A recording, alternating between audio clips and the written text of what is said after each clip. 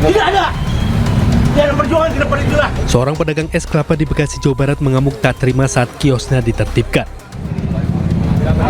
Kenapa tuh? Hati-hati apa? Iya. Mana kamu yang mau surat tadi? Mana? Wah. Situasi semakin memanas saat pedagang menodongkan senjata tajam ke petugas, wali kota, Kapolres hingga Dandim. Pedagang ini mengklaim kiosnya berada di tanah miliknya. Usai viral di media sosial, pedagang es kelapa tersebut akhirnya meminta maaf atas kejadian tersebut. Pria bernama Barmizon ini mengaku kilaf dan emosi sesaat. Saya Barmizon mohon maaf pada Bapak Kapolres, Bapak Wali Kota, Bapak Dandim dan jajarannya dari kejadian tadi pagi di warung es kelapa saya atas kesalahpahaman dan emosi saya saat penertiban spanduk di warung saya. Sebelum dia mengucapkan maaf juga udah saya maafkan. Jadi saya kira kita bukan masalah ancaman, bukan masalah golok, tapi kita ingin meyakinkan bahwa negara harus hadir. Saya kira itu. Tri Ardianto Cahyono menegaskan penertiban akan tetap dilakukan demi ketertiban dan keselamatan masyarakat. Dari Bekasi, Jawa Barat, Rahmat Hidayat, Ainis melaporkan. Jakarta. Diduga karena jalan rusak, seorang pelajar meninggal dunia dalam kecelakaan tunggal di Matraman Raya, Jakarta Timur. Lubang dan jalan yang tidak rata diduga menjadi penyebabnya.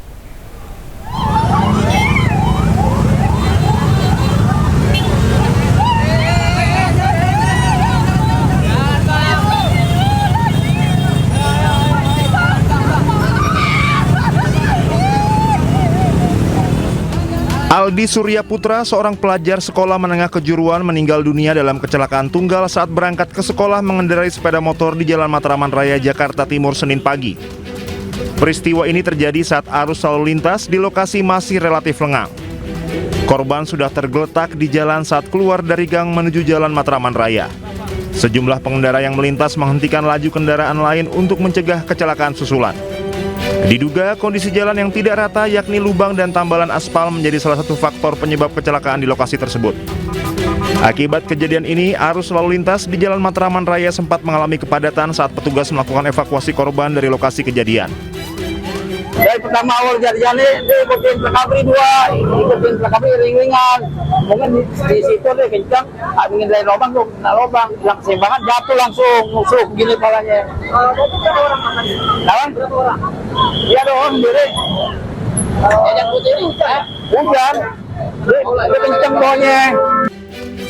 Jenazah korban kemudian dibawa ke RS Polri Kramat Jati, Jakarta. Kakak korban Aldo mengetahui peristiwa tersebut dari tetangga. Aldo mengatakan sehari-hari korban berangkat ke sekolah seorang diri naik sepeda motor karena ingin belajar mandiri. Tiap hari dia bawa motor sendiri.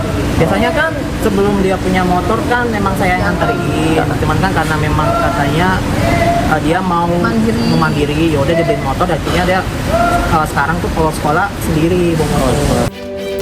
Usai menjalani pemeriksaan oleh tim forensik RS Polri Kramat Jati, jenazah korban dibawa ke rumah duka di Jalan Manggarai Utara 2, Jakarta Selatan. Dari Jakarta, Rio Manik, Rizky Falufi, iNews melaporkan. Pemirsa, 3 pelajar terduga pelaku penyiraman air keras terhadap pelajar lainnya di kawasan Cempaka Putih, Jakarta Pusat berhasil ditangkap petugas. Ketiganya ditangkap di 3 tempat berbeda, yakni di Karawang, Cikarang, dan Depok.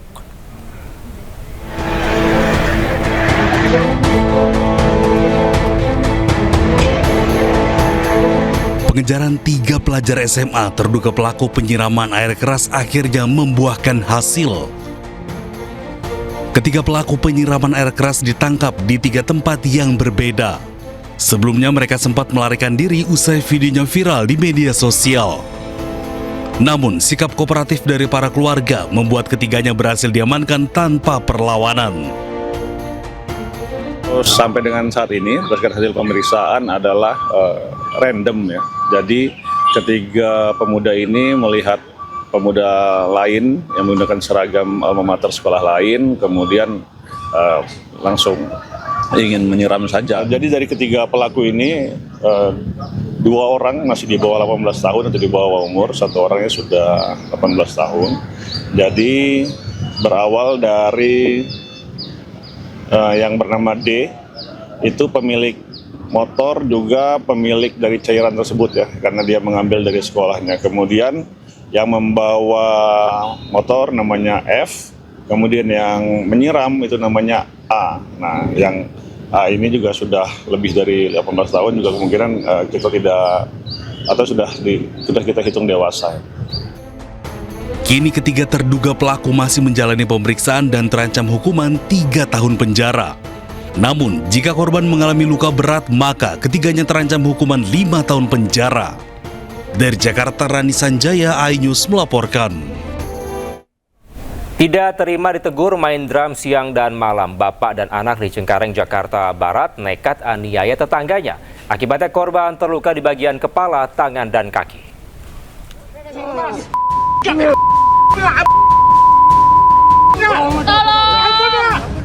Heboh, seorang pria dianiaya tetangganya di Kelurahan Kapuk, Kecamatan Cengkareng, Jakarta Barat. Konflik berawal dari keluhan warga yang terganggu suara alat musik drum selama berbulan-bulan. Pihak RT dan RW sudah menegur namun tidak dihiraukan. Tetangga akhirnya menegur langsung hingga akhirnya terjadi adu mulut. Tak puas, seorang pria yang diduga ayah pelaku menabrak korban dan istrinya hingga jatuh. Kemudian anak pelaku langsung mencekik sambil mencaci korban dengan kata-kata kasar. Akibatnya, korban mengalami sejumlah luka dari kepala hingga kakinya. Atas mungkin kepala, karena di kepala belakang karena ditendang. Ini ada, baru tahu nih, mungkin habis ditonjok. Mata juga ada, ini mungkin ada bekas itu. Nah, terus di bagian ini siku kena aspal. Ya, ini juga kena aspal, terseret. Ya, terus habis itu pinggang ditendang. Dan bokong juga ditendang. Berarti itu dua-duanya bapak anak itu ikut mukul ya Bang ya? Iya betul. Itu Mendapati adanya laporan tersebut, anggota Reskrim Polres Jakarta Barat mendatangi lokasi kejadian dan menerjunkan tim Inavis. Bahwa korban dianiaya dikarenakan menegur terlapor yang diduga sering memainkan alat musik drum di rumahnya yang membuat sebelah mungkin keberisikan. Namun saat ini Satreskrim Polres Metro Jakarta Barat masih melakukan penyelidikan dan pendalaman lebih lanjut. Hingga kini Satreskrim Polres Jakarta Barat masih melakukan penyelidikan terkait kasus penganiayaan tersebut. Dari Jakarta, Miftahul Gani, iNews melaporkan.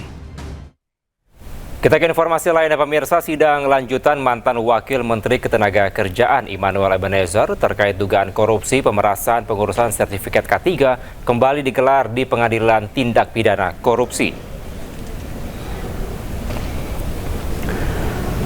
Mantan Wakil Menteri Ketenagakerjaan Immanuel Ebenezer atau Noel jalani sidang lanjutan pada Senin siang dengan agenda pemeriksaan saksi yang diajukan oleh Jaksa Penuntut Umum.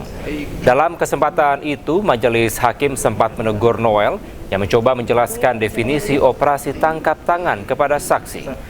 Sejauh ini, Jaksa Penuntut Umum telah menghadirkan 9 orang saksi, termasuk 2 orang pejabat Kemenaker. Mereka adalah koordinator substansi kelembagaan pelayanan pada sidang sebelumnya.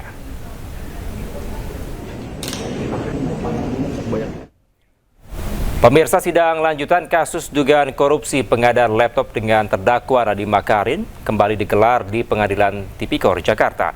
Sidang beragendakan pemeriksaan saksi.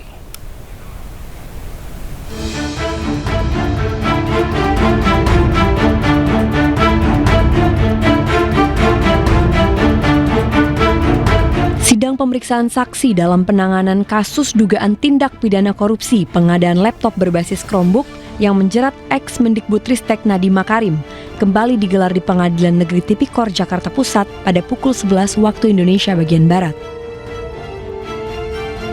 Jaksa Penuntut Umum menghadirkan 7 orang saksi yang terdiri dari 2 orang PNS Lembaga Kebijakan Pengadaan Barang atau LKPP, 1 orang ex-PNS LKPP, mantan Kepala LKPP, 1 orang ex-Kemendikbudristek, dan 3 orang pihak wira swasta.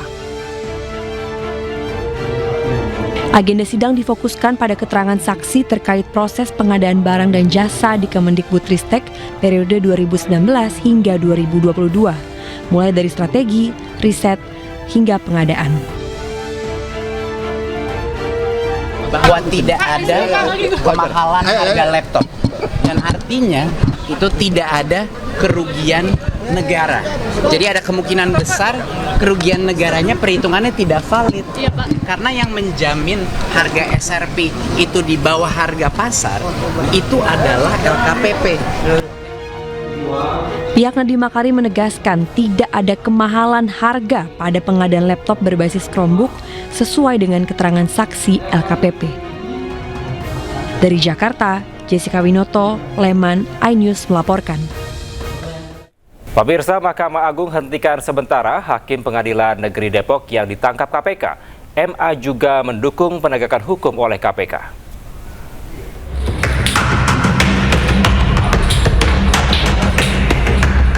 Mahkamah Agung kecewa terhadap kinerja Hakim Pengadilan Negeri Depok yang terjerat operasi tangkap tangan KPK.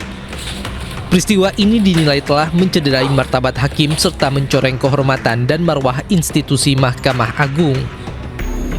Meski sesuai KUHAP baru, penangkapan dan penahanan hakim memerlukan izin Ketua Mahkamah Agung.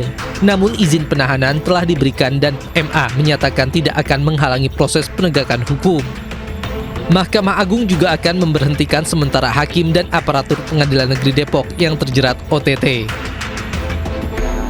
Jadi intinya itu tadi kan di akhir sambutan press release saya kan kalau masih ada oknum yang kopur dan serakah, kan itu udah naik gaji tapi kok masih kopur dan serakah, pilihannya kan hanya 2, ya, dipecat dan penjara. Sekecil apapun nilai transaksional itu pilihannya hanya 2, ya, pecat, penjara. Itu tegas sekali kebijakan pimpinan Mahkamah Agung. Sebelumnya KPK menggelar operasi tangkap tangan terhadap aparat penegak hukum di Depok, Jawa Barat. Dalam OTT ini, KPK mengamankan Ketua dan Wakil Ketua Pengadilan Negeri Depok, serta 1 orang jurusita pengadilan. Dari tangan para pelaku, KPK menyita sejumlah uang senilai ratusan juta rupiah. Tim Liputan iNews melaporkan. Komisi Pemilihan Umum menyerahkan salinan ijazah Jokowi kepada Bonatua Silalahi. Salinan dokumen tersebut akan disebarkan oleh Bonatua kepada masyarakat. Dokumen salinan ijazah Joko Widodo dibuka sesuai putusan Komisi Informasi Pusat. Salinan ijazah tersebut digenggam oleh Bonatua dan diperlihatkan pada awak media yang hadir di kantor KPU Pusat.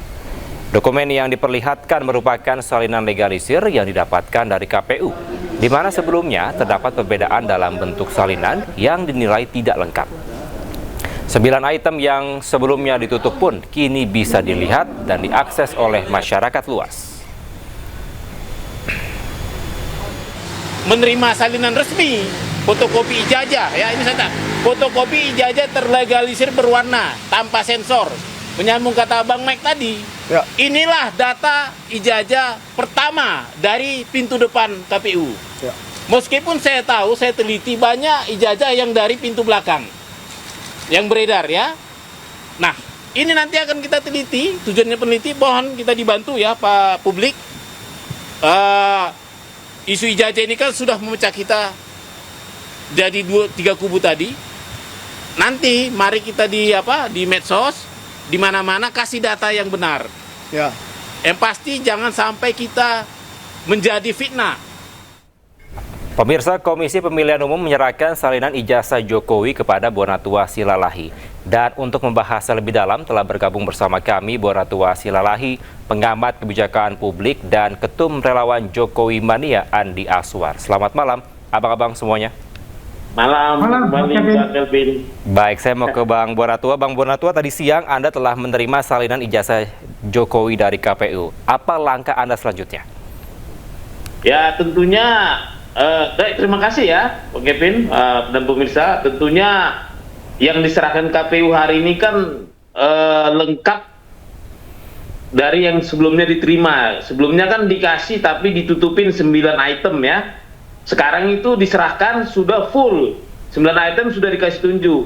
Sebelumnya saya sudah menganalisis ya, yang di luar 9 ini seperti fontnya, jenis hurufnya apa, ya, pejabat masa itu rektornya apa. Nah sekarang kita lanjut lagi, karena ini sudah jadi diskursus publik ya, karena memang ketua KIP juga mengumumkan bahwa ini adalah dokumen publik, maka publik berhak meneliti ya secara terbatas ya, yaitu terbatas pada informasi yang ada di dokumen tadi yang disembunyikan itu, misalnya seperti tanda tangan rektor, tanda tangan dekan ya, yang menandatangani ijazah itu serta yang melegalisir ijazah itu. Ada juga data-data misalnya nomor-nomor surat ya, nomor apa ijazah, ada juga tulisan tangan ya, tulisan tangan juga bisa dianalisis. Yang penting supaya jangan timbul hal-hal yang menyakitkan hati orang, sebaiknya pergunakanlah data yang benar-benar dari saya. Ya. Baik, ya, baik. Karena saya menjamin itu dari KPU, seperti itu, Bang. Oke, Bang Bonato, ada 9 elemen yang ditutup sebelumnya dan sekarang telah dibuka. Bisa dijabarkan apa saja dan menurut Anda apakah dapat memastikan bahwa ijazah itu asli? Jadi yang paling utama itu ada 3 ya. Itu sudah pasti sangat otentik, tidak ada duanya, yaitu tanda tangan. Tanda tangan rektor dan tanda tangan dekan yang menandatangani ijazah itu. Mereka adalah saksi pelaku ya, pelaku langsung pada saat penandatanganan itu. Dan ketiga adalah tanda tangan dekan. Dekan yang saat ini kan diberikan tahun 2014 dan 2019. Maka publik harus melihat tanda tangan dekan tahun 2014 bagaimana, 2019 bagaimana.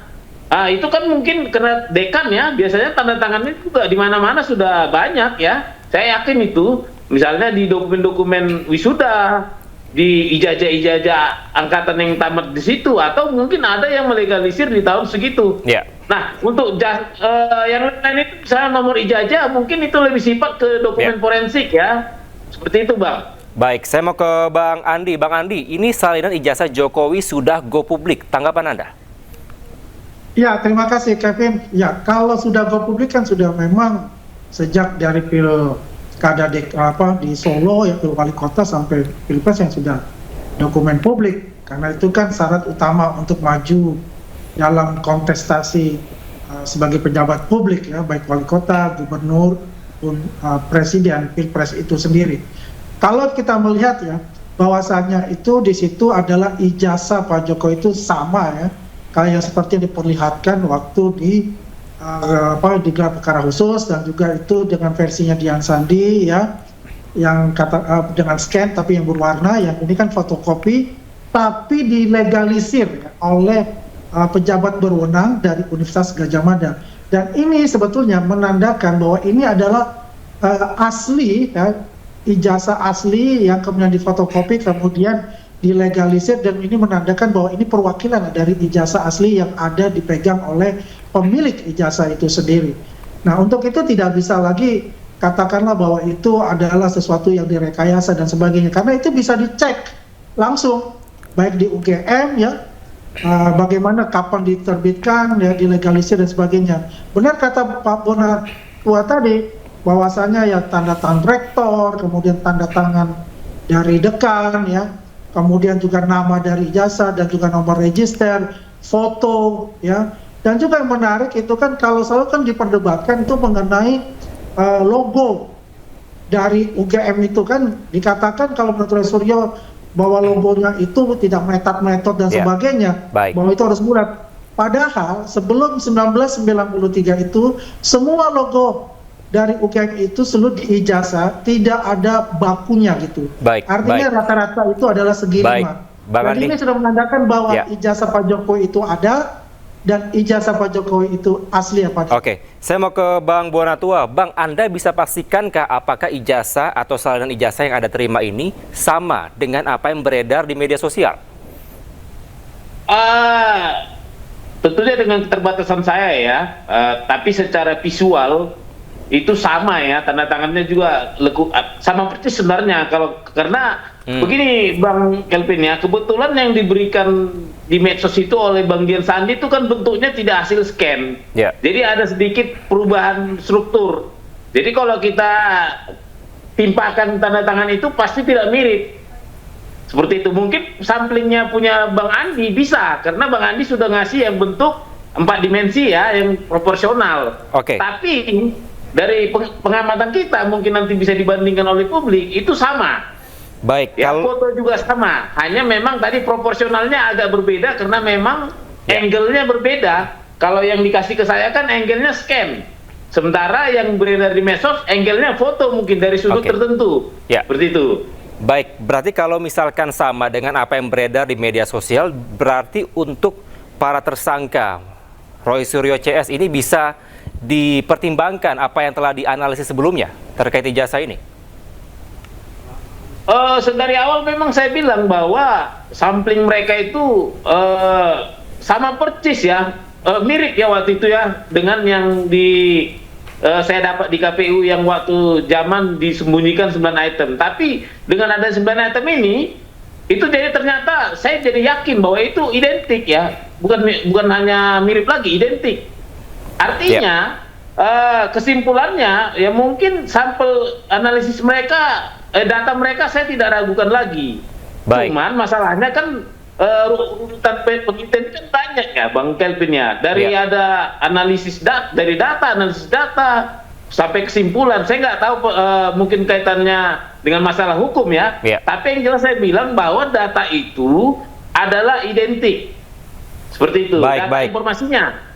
Oke, saya mau ke Bang Andi terakhir. Ini kalau dilihat secara visual sama dari yang terlihat dari salinan KPU dan juga di media sosial. Tanggapan Anda? Ya, betul. Itu identik apa yang dikatakan Pak Bonatua. Dan saya juga apresiasi dari Pak Bonatua ya untuk memberikan pembelajaran publik mengenai masalah ijazah ini, dan adalah juga nanti buat KPU maupun juga lembaga-lembaga penyelenggara pemilu nanti akan lebih komprehensif gitu ya, lebih jeli lagi dalam meneliti semua ijazah-ijazah itu, baik untuk Pilpres, Pilgub maupun juga nanti di Pileg itu sendiri. Tapi yang menarik apa dikatakan identik pula oleh Bang Bonatua, artinya tidak bisa diragukan lagi, tidak perlu diragukan lagi bahwa ijazah Pak Jokowi itu asli karena yang menerbitkan itu adalah UGM, dan UGM pun yang melegalisir dari fotokopi ijazah itu. Jadi kalau ada yang mengatakan bahwa itu tidak identik dan sebagainya, itu saya katakan itu adalah omong kosong yang hanya ingin menggiring opini publik untuk melakukan pembenaran apa yang mereka katakan. Begitu, Ken. Oke, baik. Kita nantikan babak selanjutnya. Ini pasca dari Bang Bonatua ini menerima salinan dari KPU terkait ijazah Jokowi. Terima kasih pengamat kebijakan publik Bonatua Silalahi dan juga Ketum Jokma Nusantara Bersatu Andi Aswan telah bergabung sama kami di iNewsroom. Selamat malam. Terima kasih, Bang Kevin. Terima kasih, Bang Bona. Kita ke informasi lainnya pemirsa, kisruh penonaktifan kepesertaan BPJS Kesehatan penerima bantuan iuran, DPR dan pemerintah sepakat layanan penerima bantuan iuran dibayar dalam 3 bulan. DPR dan pemerintah juga sepakat BPJS Kesehatan aktif melakukan sosialisasi apabila terjadi penonaktifan kembali.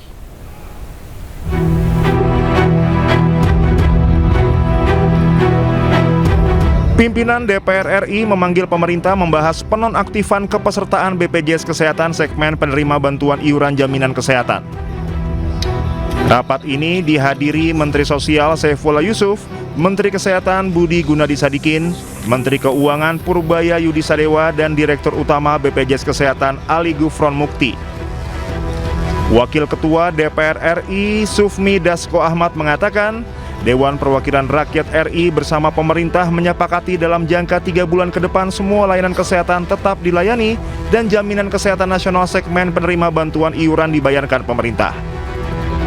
Dasko juga mengatakan DPR dan pemerintah sepakat dalam waktu 3 bulan ke depan Kementerian Sosial, pemerintah daerah, dan BPJS Kesehatan melakukan pengecekan dan pemutakhiran kategori desil dengan data pembanding terbaru. Ya, jadi kalau tadi DPR dan pemerintah sepakat bahwa selama 3 bulan seluruh layanan kesehatan termasuk yang PBI itu dibayarkan oleh pemerintah. Gitu. Tadi sudah sepakat, ini yang bagian bayar-bayar sudah oke. Gitu. Sambil kemudian pihak-pihak terkait dalam hal ini Kementerian Sosial, BPS, Kementerian Kesehatan itu kemudian memutakhirkan data terbaru dengan pembanding yang terbaru. Kemudian. DPR dan pemerintah juga sepakat agar BPJS Kesehatan aktif melakukan sosialisasi dan memberikan notifikasi ke masyarakat apabila terjadi penonaktifan kepesertaan PBI dan pekerja bukan penerima upah dari pemerintah daerah. Dari Jakarta, Tim Liputan Anyus melaporkan. Menteri Sosial Saifullah Yusuf meminta rumah sakit tidak menolak pasien kronis penerima bantuan iuran BPJS nonaktif. Di sisi lain, Menteri Keuangan Purbaya heran dukungan fiskal terhadap anggaran kesehatan di APBN 2026 naik, namun ribut-ributnya kini berbeda. Yang kedua disepakati tadi untuk yang penyakit-penyakit kronis yang membutuhkan perawatan berkelanjutan seperti cuci darah, otomatis tidak boleh ditolak oleh rumah sakit dan langsung nanti pembiayaannya dibiayai oleh pemerintah. Lagi ke data PBI langsung trigger sosialisasi ke mereka bahwa mereka tidak masuk lagi ke list itu sehingga mereka bisa melakukan tindakan yang diperlukan, entah membayar dengan tempat lain atau gimana. Tapi jangan sampai yang udah sakit tiba-tiba begitu mau cek darah cuci darah lagi tiba-tiba nggak eligible, nggak berhak. Kan itu kayaknya kita konyol. Ya, padahal uang yang saya keluarin sama. Saya rugi di situ, uang keluar image jelek jadinya. Pemerintah rugi dalam hal ini, Pak. Polisi berhasil identifikasi jasad seorang pria yang tewas dilakban di sebuah kamar di Lampung. Menurut polisi, korban merupakan warga Kabupaten Tangerang. Identitas korban berhasil diketahui setelah petugas melakukan identifikasi menggunakan alat Inavis Portable System atau IPS. Berdasarkan hasil identifikasi, korban merupakan kelahiran Jakarta, berusia 61 tahun dan beralamat di Desa Pakulonan Barat, Kelapa II, Kabupaten Tangerang, Banten. Jasad korban telah diserahkan kepada pihak keluarga. Sementara polisi masih dalami penyebab kematian korban. Kalau untuk identitas korban sendiri sudah terungkap? Untuk identitas korban sudah terungkap, itu berdasarkan hasil IPS atau sidik jari dan sudah konfirmasi juga keluarga korban. Untuk saksinya sendiri dari keluarga korban sudah diminta? Untuk dari keluarga korban sudah kita minta keterangan dan kita juga sudah komunikasi. Kemudian juga kita juga sekarang saat ini sedang melakukan pendalaman ke saksi-saksi yang lain pada saat korban masuk ke kosan. Sebelumnya pada akhir pekan kemarin, seorang pria ditemukan tewas di dalam kamar di Kecamatan Labuan Ratu, Bandar Lampung. Saat ditemukan, kondisi kepala korban terbungkus plastik dan dilakban.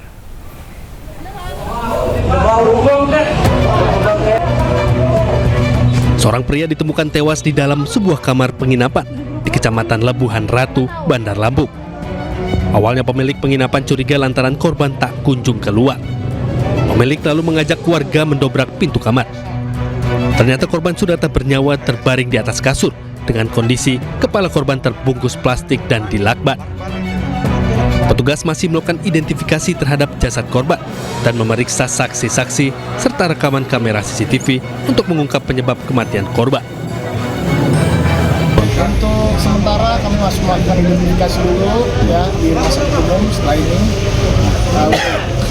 itu kami nanti mohon waktu masih menunggu. Dari informasi awal dia sudah berapa lama sih ngontrak di sini, Bang? Informasi awal dari hari Kamis, dari informasi dari keterangan dari pemilik kos, kemudian hari ini ditemukan dan diinformasikan dari warga atau pemilik kos bahwa ada yang ditemukan meninggal di kos. Jenazah korban kini telah dievakuasi ke rumah sakit untuk pemeriksaan lebih lanjut. Sementara, polisi terus mengumpulkan keterangan saksi guna memastikan ada tindaknya unsur tindak pidana dalam peristiwa ini. Dari Bandar Lampung, Andreas Avandi, iNews melaporkan. Pemirsa, Polda Metro Jaya akan meminta keterangan ahli dalam kasus dugaan penistaan agama yang menjerat komika Panji Pragiwaksono. Polisi telah periksa 27 saksi.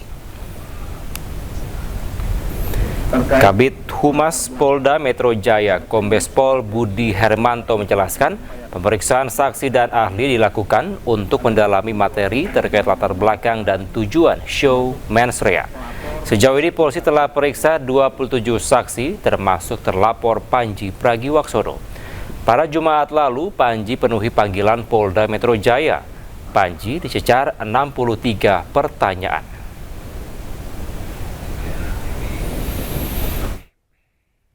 Ada 27 orang yang sudah dimintai keterangan, termasuk pelapor, saksi-saksi. Ini akan berkembang kepada nanti akan permintaan keterangan klarifikasi dari ahli ya. Nah ini berkembang, kemarin juga kami sampaikan bahwa saudara PP hadir atas undangan klarifikasi penyidik didamping dari kuasa hukum.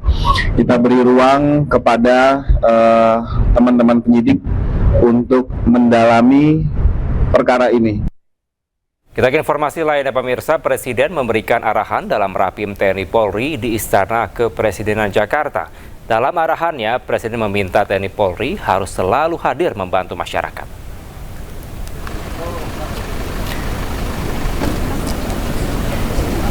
Rapim TNI Polri diikuti oleh 650 peserta, terdiri dari unsur TNI Polri serta menteri terkait. Presiden menilai selama 1 tahun terakhir TNI Polri banyak menjalankan tugas di luar fungsi pokoknya. Namun hal tersebut justru menjadi bukti peran TNI dan Polri sebagai tentara rakyat dan polisi rakyat yang hadir langsung membantu masyarakat. Presiden berharap melalui evaluasi yang berkelanjutan, TNI Polri dapat terus meningkatkan profesionalisme.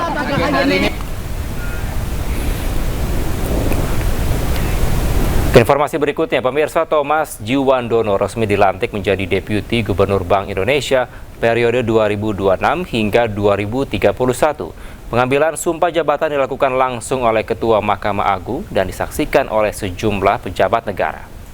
Laksanakan tugas dan kewajiban Deputi Gubernur Bank Indonesia. Pelantikan Thomas didasarkan pada surat keputusan Presiden Republik Indonesia nomor 10 tahun 2026 tentang pengangkatan Deputi Gubernur BI.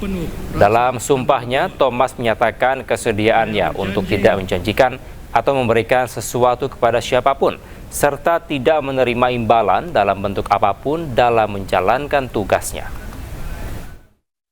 Akan melaksanakan tugas dan kewajiban Deputi Gubernur Bank Indonesia dengan sebaik-baiknya dan penuh rasa tanggung jawab.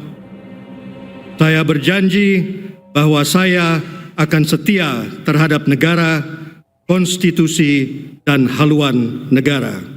Pesan dalam hal ini dianggap pesan dari Bapak Presiden adalah terus bekerja untuk kepentingan bangsa dan negara, untuk merah putih, untuk rakyat Indonesia yang kita cintai.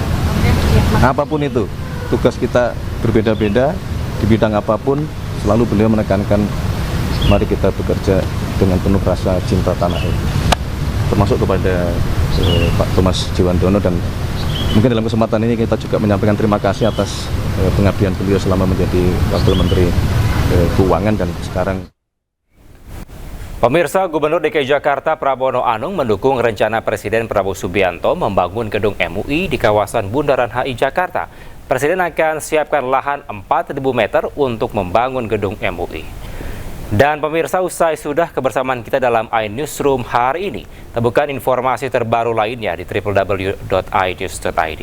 Cuplikan tayangan berita iNews dapat Anda saksikan di kanal YouTube @officialinews. Sesaat lagi rekan saya Gede Satria akan hadir dalam program iNews Prime. Mewakili kerabat kerja yang bertugas, saya Kevin Pakan. Pamit undur diri. Terima kasih. Sampai jumpa.